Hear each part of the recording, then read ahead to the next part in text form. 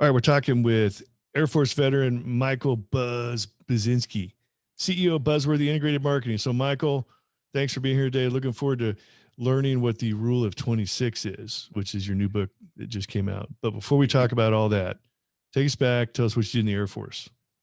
Right. I joined the Air Force in 96. I was actually a third generation Air Corps. I joined as a computer display technician, CDMT, went Alpha 5 on AWACS. So I was in charge of all of the computers, interface, and display systems on board, plus a passive detection system. As far as that goes, I was in for 10 years. I was stationed at Tinker Air Force Base in Oklahoma City, and then also stationed at Elmendorf Air Force Base in Alaska, Anchorage, Alaska. Did you like Alaska? Loved Alaska. Stayed in Alaska for 18 years. No kidding. Yeah. Everybody. That's where I started my first business after the military. Really? Everybody I've ever known that was stationed in Alaska. Yeah. Loved it. You either love it or hate it. Like you either get it or you go. It's just one of the two. There's nobody that sits there and goes, well, it's okay. I guess I'll stick around there. No. One or the other. It's one or the other. You didn't get tired of the sun not coming up in the wintertime? I didn't. What finally ended up getting me out of Alaska, and I still spend time there, don't get me wrong, is the politics and the shortness of the summer. We have two seasons in Alaska: it's winter and summer. There are no shoulder seasons. It just gets cold, and it's cold for a long time. Then it gets warm for a short time. But the politics was really what got me out. And it's the economy there is wavering in the wind due to all the things that are happening with oil, and then this legislature didn't take care of the state while the boom season of like $125 barrel of oil. They didn't think like, well, maybe we should hold on to some of this for a rainy day. So, and then $25 barrel oil came around. They're like, oh, we're like 20% of our budget now. Yeah. Wow. Yeah. I never heard of somebody complaining about, you never associate Alaska with politics, but oh my gosh, it's dirty there. Like people ask me all the time, like, when are you going to run for office? I was like, I couldn't do it. I was like, one, I got too many skeletons in the closet, and two, I'd probably end up punching somebody. Like just the bureaucracy that goes on just to have a session, because the main city is Anchorage. It's got 370,000 people. They ship everybody down to Juneau from all around the United States, or all around the state, which is as long as the United States is and as tall as the United States is.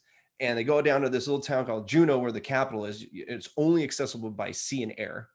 And so just the Anchorage delegates takes over $2 million just to get all their stuff down there to do business for 90 days. Wow. And then they never get it done. So they get extra money for not doing their job. Long story, but yeah, I was like, after a while, you're just like, nope, I can't do it. Okay. So talk a little bit, you're in the Air Force for about 10 years. Talk about what your transition out was like. Man, so I had at 10, I told myself at 10, I said, either I get out at 10 or I do 20. And I actually looked at the finances of it. I had kind of gotten to the top of my AFSC.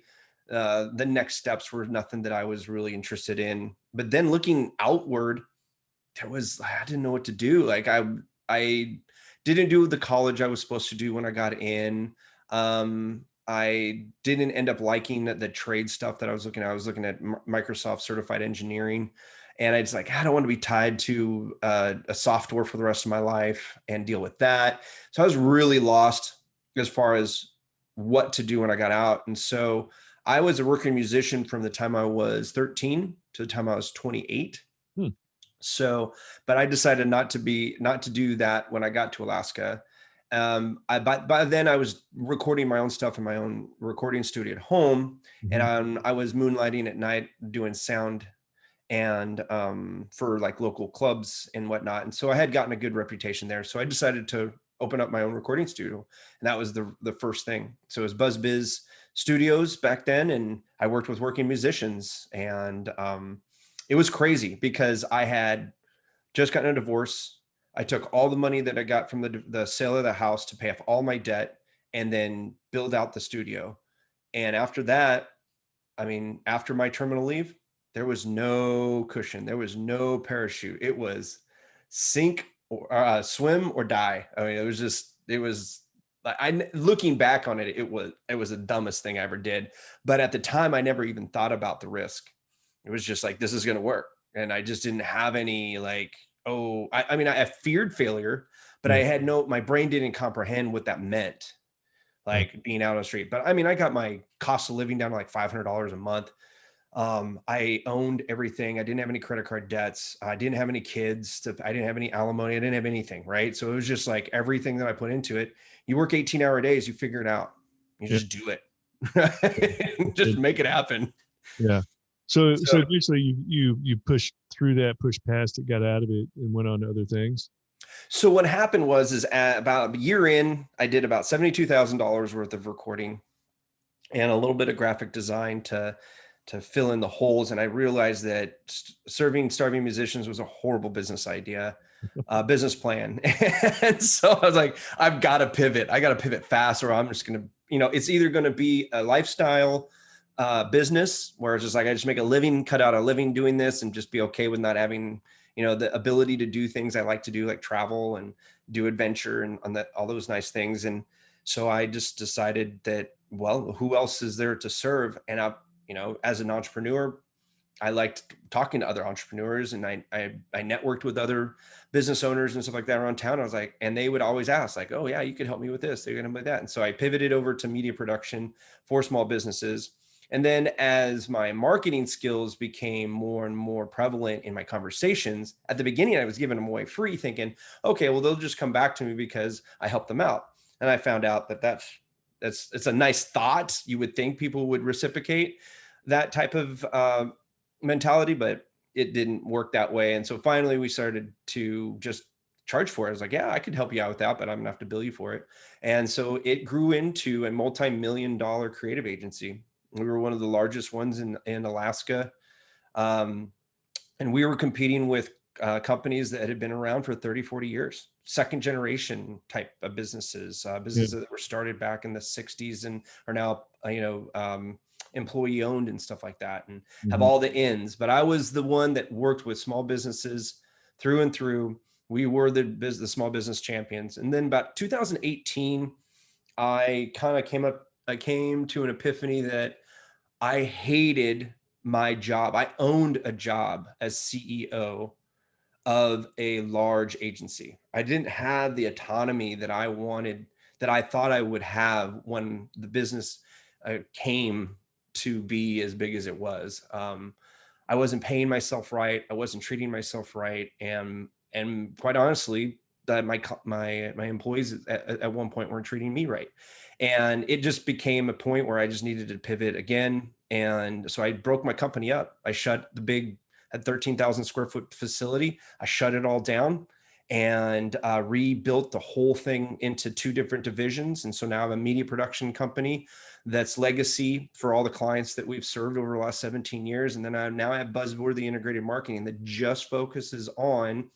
the digital marketing and website marketing service needs for service-based businesses is our core market. We do different types of businesses like e-commerce, retail, and stuff like that, but service-based businesses is like, it's a tough one for people. And so I love the challenge, and I like dealing with the owners, which are usually very active in service-based businesses. So Mhm. it's really worked really well for me in the last couple of years.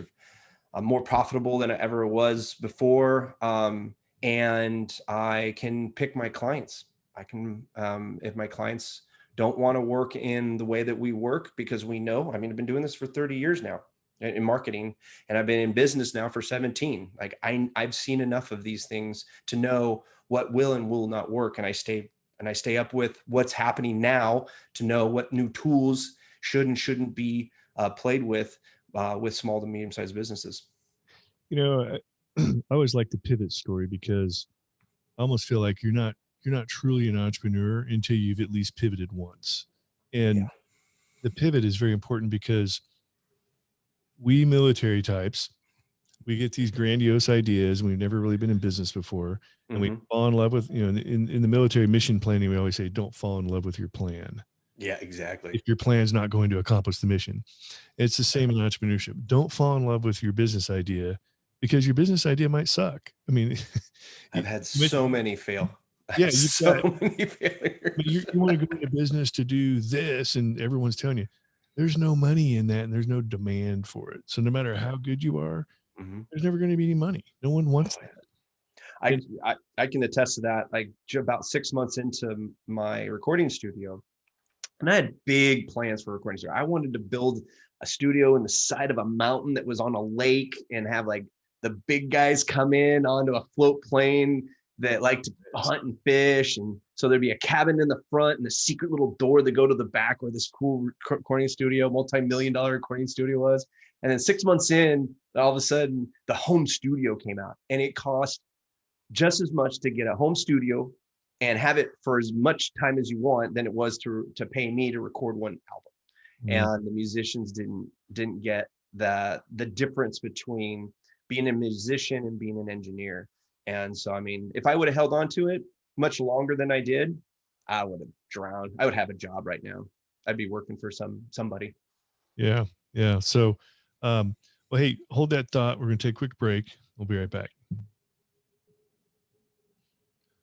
All right, back talking with Air Force veteran Michael Buzinski from Buzzworthy Integrated Marketing.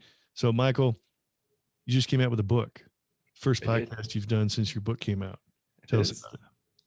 So the rule of 26, I don't know if we're actually recording video today, but this is the rule of 26 right here. And I wrote this book as a quick guide. As I was growing up as a marketer, I read a lot of marketing books, or a lot of leadership books and how to be in a business. And I have my favorites out there for sure. But when it came to marketing books, I kept reading the same thing over and over again, and nobody was paying attention to the small to medium-sized businesses in the essence of business owners don't have the time nor the passion to learn digital marketing. Like they just don't. And so if I'm going to connect with people, I need to be able to get down to the lowest common denominator that'll actually move needles, move that revenue needle, right? And so I was doing some research one day, and I ran across this mathematical equation, and it was just kind of something that people kind of threw around. And I looked at it and I'm like, wait a minute, if I can bring it down. Oh, so let me back up just a hair. There are over 68 KPIs, key performance indicators out there for digital marketing by HubSpot, like one of the really big, social media CRM folks, right? Mm-hmm. I'm like 68, like nobody wants to learn that. I don't want to pay attention to 68 KPIs. I don't care. It's one of the reasons I don't work with enterprise companies, because large corporations, they pay attention to those little tiny indicators because they feel that over time it's going to move the ship, right? Because they don't move as fast as small businesses do. And I'm like, that just doesn't work for SMBs. So I was like, I need to boil this down. That's what I've done for my whole career. Is like, how does it boil down to an SMB? And so the rule of 26 came to me in that I could give 3 KPIs that you could laser focus one at a time. And while you're going through those 3, actually double the revenue coming from your website. And so the rule of 26 became a white paper, and then it grew in popularity. And so I went ahead and finished it as a book. 3 KPIs can be the indicators of doubling your website traffic. Exactly. So what I did was I found 3 KPIs. The rule of 26 says that if you increase your website traffic, your website conversion rate, and the average value per client by 26%, you will get 100% more revenue from your website traffic. Yeah, that's huge. It's a leverage too, right? Because we're only looking at 78% increases. You're like, well, where did the other 22% go? It's a beautiful thing. I wish it was a 26% difference, because then it would be all there, but that would have been really good marketing, but it ended up being 22%. And the crazy thing is that when you do that once, the next step is doing it twice. So if you do the rule of 26 twice, you will quadruple the amount of money the revenue you're getting from your website. Wow. Done. Now, the trick is getting those 26%. And the book, it goes through a lot of tactics to tackle each of those. So the biggest thing is getting, for service-based businesses, like the first thing I talk to my clients about is like, are you getting paid as much as you should be? Like the easy stuff, right? Mhm. Are you promoting your website? Are you getting the right kind of traffic? Is your website converting people into contacting you? And so the book kind of goes straight through all of those. It's a short book, so I don't fluff it with a lot of stuff. It's like really like boom, boom, boom, boom. Here, try this, try that, dot, dot, dot. Little anecdotal stuff in there, here and there, but really just meat and potatoes. And then I give references to other places you can find help. Obviously, I'm a resource because it's my rule. It's actually on my new website. It's coming out here in a couple of weeks, and it's going to be right at the top. Like, this is how we run our digital agency. I hate that word, digital agency, digital firm, or integrated marketing firm, is through the rule 26. We're not going to sit there and fluff you and go, oh, you need to spend $20,000-$30,000 and do all these fun things. It's like, no, let's look at the 3 things that could double your revenue as soon as possible. Yeah. So can you go over some case studies or some examples, some details about Sure. exactly So, how you're doing it? so the rule of 26 case studies. Wow. So it's never the same for any 2 businesses, right? Yeah. And the rule of 26 is only about a year and a half in its conception. So we've slowly but surely been bringing this through to our clients as like, hey, this is how we're doing it. But I can tell you, over the last 17 years, it's what we do. Like, the biggest thing for traffic that they're like, well, I can't afford all the Google ads and this and that. I'm like, well, then your search engine optimization is a big deal, right? And so I just did 6 case studies on just search engine optimization, which is a traffic increaser, right? That increases traffic to your website when you get good SEO. We have over 100% increase in traffic. So when it comes to rule 26, some of these things you can blow right out of the water, right? And it helps in the force multiplication, but time and time again, the 26% on traffic is like one of the easier things to do. Our biggest successes are when people come and they're like, hey, I've got 2,000 people coming to my website every month, but I don't get any phone calls. No conversion. Oh, no conversions. Okay, here we go. Now we're working in those. Mhm. I get conversion rates bumping up. I mean, and one of the indicators for me that I look at is a bounce rate. How many people are coming to your website and then immediately getting out of the website before they do anything, right? So they're not engaging. You can't convert if they're not engaging. And so I was doing some case studies for the new website, and I looked at some of the bounce rates, and I mean, we're doing these huge reductions in bounce rates on site. That I had one that was an 87% decrease. Somebody went from 87% bounce rate down to a 24% bounce rate, which is over half of the national average for bounce rates. Like 51%, 1 out of 2 people sticking around and 1 out of 2 bouncing, that's average, right? Anything Yeah. below that, you're awesome. You get into the 30s, you're killing it, right? Your conversion rate should be up, way up. And our conversion rates on average in the United States for service-based businesses are around 2.5 to 3.5%. So that means for every 100 people, you should get 2 to 3 phone calls or forms or whatever your conversion rate is from that traffic. Otherwise, we need to take a look at your conversion rate. So book kind of goes through like, what do you start with? Which one is it? Is one of the biggest causes of bounce rate how long it takes the website to load?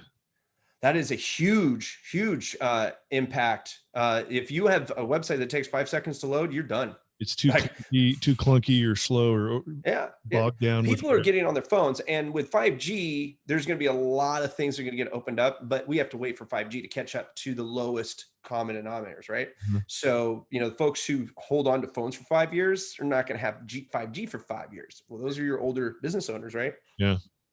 And a lot of my folks they're in their late 30s all the way into their legacy stages of their businesses, because they're like, I don't get it. And I don't want to get it, just make it happen. Right. It's like, okay, great. Let's do that. And then my younger folks, they get it. And so they come to me to go, just do it better, or just get it off my plate, 'cause I got better things to do. Mm. Right. But if your website, your homepage is not loading in 2 seconds, your bounce rate is always going to be high. Yeah, I know. I had my old website, like the original website, over the WordPress site, had just had too many updates and plugins and Plugins weren't optimized, over all the time. good things. Yep. Like, I'm like, dude, I had no idea that was going on. So I converted And them. it's your mobile optimization now. So Google's actually turned around and said, hey, listen, we're only going to, technically, they haven't said it, but I haven't seen anything that said that they're going to be looking at your desktop anytime soon. Now they look at mobile first indexing, meaning they go to your mobile version of your website and say what is there and what's optimized. So how fast does your mobile website load gives you your speed indicator for them to give you your score, or what we call Google Juice. Yeah, Google Juice. Yeah. The Google Juice. So, what typically happens when you're working with a new client? Like you said, everyone's different, but how often do you stay with them long term, or is it pretty much you come in and fix everything and move on? So I am not one of those by far. My average client sticks with me for at least 3 years. Oh wow. I have clients that have been with me. I've been their fractional CMO, which means basically I am a replacement version of their chief marketing officer. They have never thought of hiring one because they have me in their back pocket for over 12 years. That's awesome. So you can probably bring more traffic, better conversion rate, and increase the average cost of a sale. The average revenue per client. Average revenue per client. Yeah, not how much Right. it cost you to make the sale, but No, yeah, how much money you're actually getting from the sales. average revenue per sale. You probably do a lot of that without a lot of actual true social media marketing, like what people know as social media marketing, right? First of all, you come in, you fix everything so everything's working right. Right. Then you bring in the marketing campaign after things are working right. Right. And you also have the one thing to think about is that people think about getting more traffic from from social media. Social media is extremely expensive for businesses. Yeah. An organic post gets less than 3% of your followers each time. And so we did a study, somebody else did a study. Like We collected. less than 3% of your followers even see it, or less than No, 3% they don't even. 97% of the people who are following you do not see most of your stuff. Only 3% do, and and that's the only intentional. 3% that actually see it are the ones who actively engage. So probably your close friends, your current clients, and your family members. Is it because it's not even being shown to them? Yeah, the algorithms it's a pay to play. So I tell people all the time, if you don't have a huge following, like I'm talking tens of thousands of people following you, actively liking your stuff and commenting, social media is not your traffic tactic. You got to go over to you got to go over to search engine marketing, because it gets 1,000 times more traffic than social does, website traffic, and it's 14 times more profitable, meaning that it has a 7 times more profitable. It has a 14% close rate compared to a 2% close rate social media. So I use social media as a conversion rate and also as an advocacy piece. So if I talk to you and you start following me and we're having a conversation, it's keeping you in the loop, and we're having that conversation. Someday you'll go, okay, yeah, let's go, Buzz. Right. Yeah. After you've bought from me, it's a way to keep me on top of mind, because you have engaged with me, and the algorithm is going to be nice to me to give you the privilege of seeing my stuff. Right. Mm-hmm. And then hopefully you'll refer me to people, or you'll come back and be a return client. So you're saying, I forget the term you use, but you're saying basically, if you can get somebody to land on your website, it's going to be way better than any kind of social media platform. Oh, heck yeah. Now retail's different, like service-based businesses. This is service-based business. Yeah. Yeah. Okay. I guess it depends on what you're talking about, but right. So there's retailers who have marketplaces on Facebook, and Facebook has become its own search engine. So if you're looking for a widget, you could make a living just on Facebook without a website. You could do that. Right. But for a service-based business, no. You're paying there. You want to be seen, you got to pay for it. Now, should you be managing that? That's tough. If you don't know what you're doing, you can spend a lot of money on social media. A lot. And Google just as well. It's more complicated. But Right. if you do it right and you have somebody who knows what they're doing it for you, man, it can make you some money. But you don't have to pay. You can use search engine optimization and get organic traffic. But it's just a long play, right? And that's the difference between organic or guerrilla, if you will, in the digital realm, and paid. Paid is now. So in marketing, speed equals dollars, right? It Right. costs more to get it now and fast, right?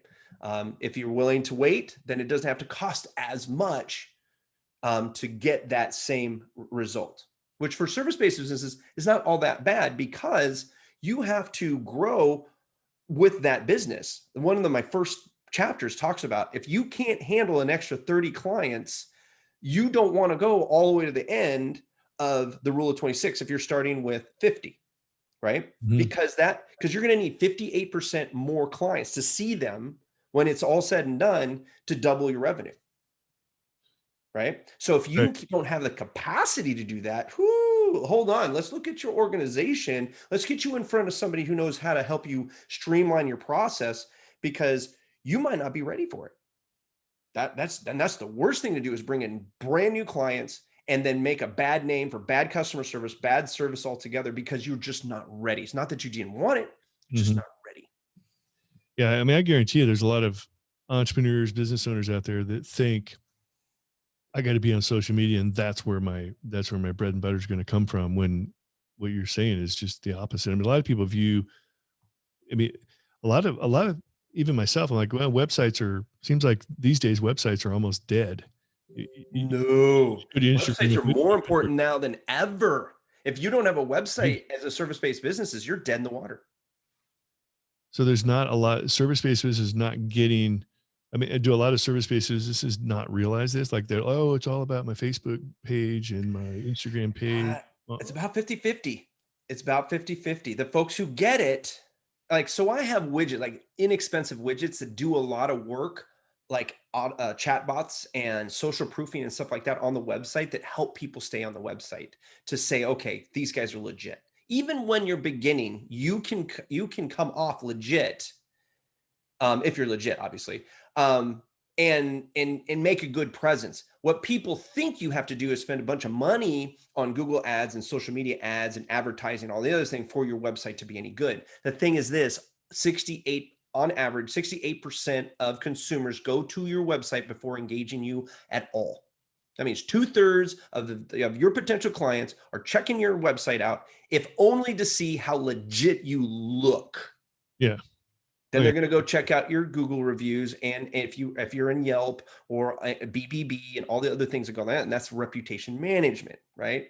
And so Yeah. that's another thing that we do, but that's like the next step after the rule of 26, right? Is like you're fine tuning, you're getting something that's a little more streamlined, and you're leveraging the traffic you have. But most businesses are lacking in traffic to make any significant changes, or I would say like smart changes to their website. And they try all these things. And it's like none of that matters until you have enough traffic going through to tell you and me whether or not what is happening is statistically significant. Yeah. So what are the main, what are some of the main things to drive more traffic? So the main things that drive more traffic is talk about your website. Like every chance you get, you mention your website. Go to your family members, go to networking events, have your business card, forget your phone number, get the website on there. I mean, just everything you can possibly do that you're doing now to push your business in the real world, you need to do that with your website. Mm. My websites have notoriously been big monster websites that go into who we are as a company, what we do in every facet of what we do, that whole yards. It's like my new website's like 38 pages deep, and that's going to be the launch of the new site.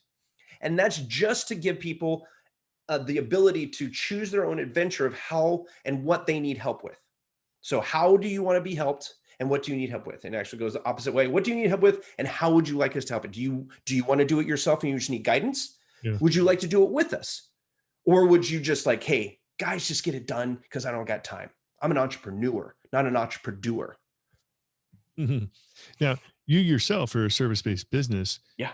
Do you, tell me about what your social media presence is like versus what your website's like.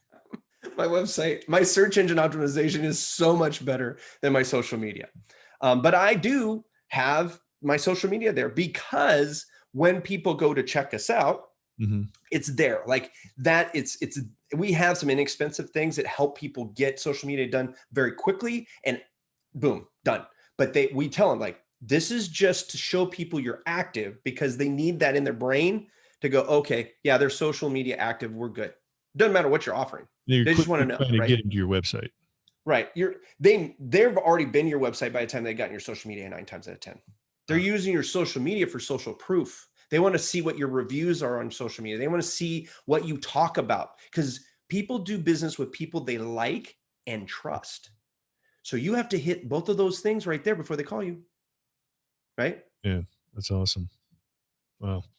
So, all right, Michael, we're getting close to the end of our time. Where do we find buzzworthy integrated marketing? Buzzworthy integrated marketing is at buzzworthy.biz. That's BUZZWORTHY .biz. Lots of B's and Z's in there. My call sign was Buzzman. My nickname's Buzz. Last name is Buzinski. You can't get away from it. Too bad they didn't have a dot buzz. Right? I would. Oh, they do have .buzz, but that's Serious. yeah. My original email was actually with BuzzBiz Media. It was buzz@buzzbiz.biz, which had 7 Z's in it, and people were like, they were so confused. They're like, how many? I have too many Z's. I can't do it. It's like, okay. So we went to BBS Alaska, BuzzBizStudiosAlaska.com.